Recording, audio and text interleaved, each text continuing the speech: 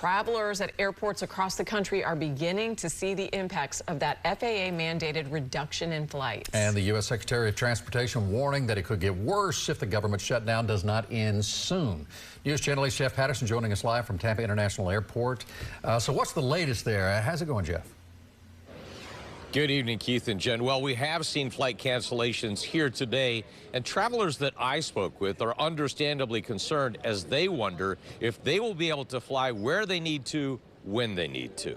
A look at the board at Tampa International Airport, and you can already see a few lines of the dreaded red, meaning flight canceled. We've got about 10 days, so we're hoping that this will all be resolved before we come back home. Mike Kramer is flying to Spain with family, and like many, he blames Congress for the problems today with air travel.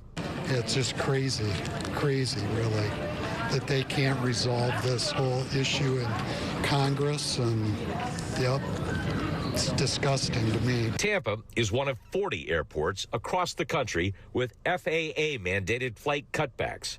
But today, only 4% of flights were impacted. That number will go up by 2% a day until 10% of flights are cut back. Flyers don't know what to expect. So, if they would give us a heads up, like, hey, we're not going to make it, we'll rent a car and drive home.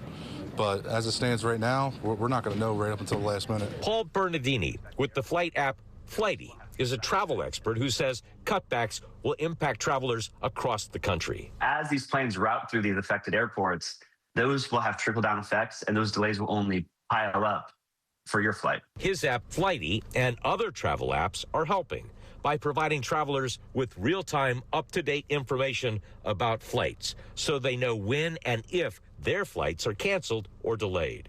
He says travelers need to be flexible with their plans. Obviously, I would really recommend purchasing flights directly with the airline right now, not those third-party apps, because we all know the customer support is much smoother directly with the airlines. So today was just the start, and obviously next week will be much worse with cancellations if this government shutdown continues. Keith? Well, then it doesn't look like there's any end in sight, at least when you hear what happened in Congress today. But, I mean, how bad might it get? Because we're working in percentages, right, on how these are taken care of at the airport? Yeah, 4% today, up by 2% every day until it gets to 10%. But U.S. Secretary of Transportation Sean Duffy said today these flight cancellations could rise to 20% if this government shutdown continues. 20%. Unbelievable. Jeff Patterson live in Tampa. Thank you.